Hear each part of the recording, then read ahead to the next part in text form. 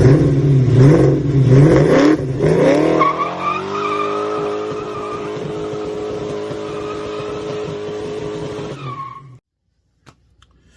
everybody, it's Peter. So we're here in the shop and it's spring break, March 2024, and we have a whole slew of parts that we've got to install in this car, and the timing could not have been more perfect for these kind of upgrades. We have the full 1999 to 2000 CobraR Brembo brake package, the full Cobra disc rear conversion, as well as the master cylinder, because you know that you don't just do calipers and rotors when you're upsizing and upstaging your braking performance without also doing the master cylinder. You've got to have that critical piece that helps push that fluid to power those calipers. So we've got our work cut out for us, and that means we're tearing that rear end open to pull the axles, we're pulling the wheels, all that stuff to get everything replaced. Literally the only thing that's going to be kept over from this car's current setup is going to be the chassis hard lines, and yeah, that's it. So we needless to say have enough amount of work to cover for this spring break time off. I'm going to be working into the weekend onto this deal, and I'm really looking forward to it. So again, we know that with the front end setup on this car, it's a Ford part number, and we bought this through LMR. They have an outstanding video that they put up, boom, right there, that walks you through the process of installing the front end pieces. And so the rear end parts, as opposed to that, were supplied to us by North Race Cars, which again, shout out to Richard at North. Thank you for telling us that 1993 model Mustangs had a very specific e-brake cable assembly, for making us verify that, and then supplying those parts that were the appropriate part for our setup. So we have everything we need to not lose a single bit of drivability and performance while we convert this from a drum rear assembly to a disc rear assembly and still maintain e-brake capabilities. And so that's a nice additional piece that we have there. And that's going to be, a critical part for maintaining the streetability of this car. Having that parking brake, even though we don't use such a thing at the track, it's nice having that kind of feature on the street for a manual transmission car. Or if you're just an ex-military guy like me that's always been trained that you put it in gear and you also set your parking brake. It's habit, right? And those old habits die hard. And so it's nice knowing that I have a full, complete, as close to OEM type setup as you can get for this car. And I truly believe that that's something that Jonathan would have appreciated. When we originally had this setup where we have the 1999 type GT calipers, it's a 2-piston setup, the drum rears, we've upgraded, to Stop Tech rotors, Stop Tech pads, and it did well enough on the track. But at the end of the day, look, I still almost put this thing into the gravel at Atlanta Motorsports Park in turn 1. And when that happens, you start questioning some things like, do I need to upgrade my brakes? Am I driving this car right? There's enough things that go through your mind in that moment that it causes doubt. And so we're removing doubt by putting some bona fide proven setup into this car. And I can't thank enough of the guys who I've talked to from the Fox Body side of things and the HPDE Mustang side of things that have said, this is what you want to do. And so we're doing it now. We pulled the trigger, boom, let's get it done. Let's have a car that is reliable on the track, street, etc. And we're not going to have to think about this ever again. So I think Jonathan would be very appreciative of this setup. It's something he would have done. I'm convinced of that because I just know how his approach was to doing this kind of work. So we're going to have fun doing this upgrade over spring break.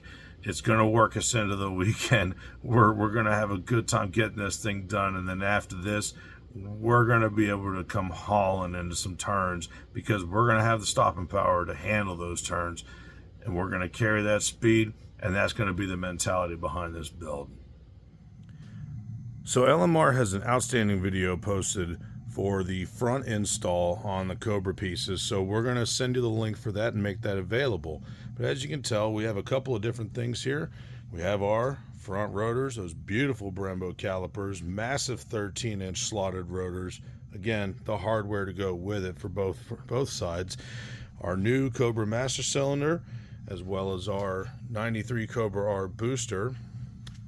Again, our rear hardware, stainless lines included, our conversion brackets, our e-brake cables, and our 11.65-inch rotors. And of course, one final piece, the plumbing for the master cylinder to the Fox body chassis. So, a lot of work ahead of us, but man, this is going to be a good install. So fronts are going to be pretty straightforward per the description. You know, rear's going to take a little bit more work. It's going to be more invasive, but you know, I think it's going to be a pretty straightforward setup to do. And ignore that tow hook that still needs to be welded up. But we're going to start off, get this fluid drained out of the rear axle, get that cover off. You know, get these brake assemblies pulled off of here, and get the C-clips pulled, get the axles pulled, get all this stuff pulled apart, so that way we can just simply slip on some brackets that are required for the full install. So I've started masking off the caliper, you know, pulled the pads, some of the other hardware off of it, got the brackets over here as well that we're going to get painted, just because you want to be able to protect these parts from corrosion. And again, uniformity in the sense that our front calipers are gloss black. I would like these back calipers to be the same type of gloss black, even though they may not be a powder coated type of finish. It still is going to look uniform because, well, we want those things. We want it to look good. We want it to look like it belongs there. And painting something to match on all four corners, no, that's part of the process. So one thing I cannot recommend enough, you know, especially when you get new parts in that are from a machine shop or some process where, you know, there may have been some kind of drill lubrication or cutting oil used, you want to make sure that you wipe your parts down, you know, with a good cleaning solution like acetone or isopropyl alcohol.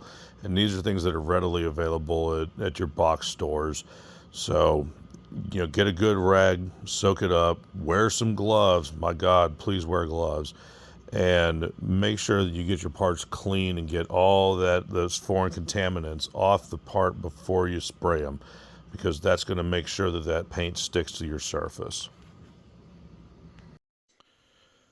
So I've already taken the liberty of getting the Brembos mounted on, because again, you know, we're following LMR's walkthrough on how to do this, and it, you know, after reviewing it, it's a fairly comprehensive walkthrough.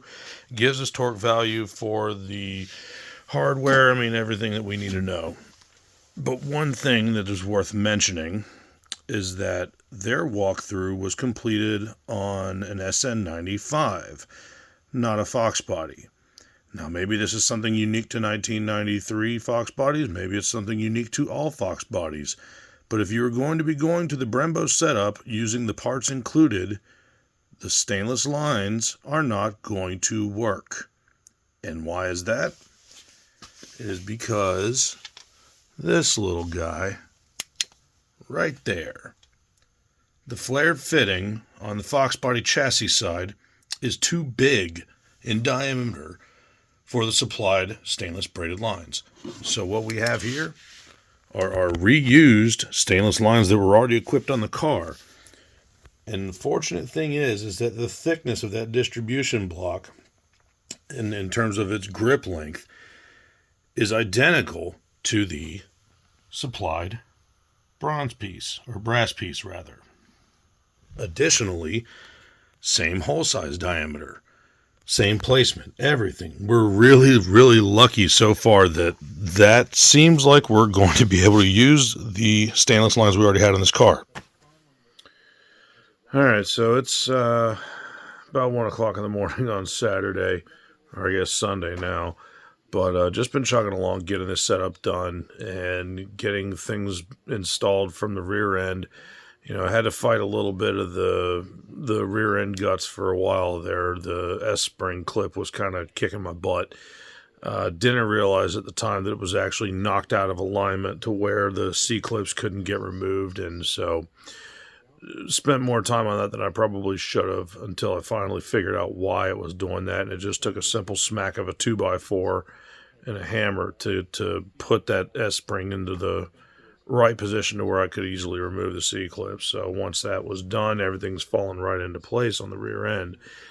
Front end's been progressing, again, like you saw with the brake line variation, which is not a big deal. So at this stage, we're going to make sure we have all four corners tied off and have all the plumbing secured. We do have to rebend our rear lines a little bit to mate up to where the soft lines, which previously were not part of the equation, are now installed. And once we have all those lines tightened up, then comes the really fun part of getting underneath the dash and getting the linkages undone for the brake master cylinder. You can just see the excitement in my voice now, because we've got to get the booster and the master cylinder in there and bench bleed that stuff before mounting it up. And once that's been done, we can bleed out this entire system, and we can do all this stuff while we're still waiting on these little rear spacers to show up. So we're still going to continue to make headway on it. May not be making much more headway on it at this hour, but at the end of the day, we're making good progress this week. And even with a little bit of a distraction going on with the race, we made some good headway today too. So I think we'll have this thing wrapped up in the next couple of days, and especially once those brake spacers show up, we'll have this all tied up.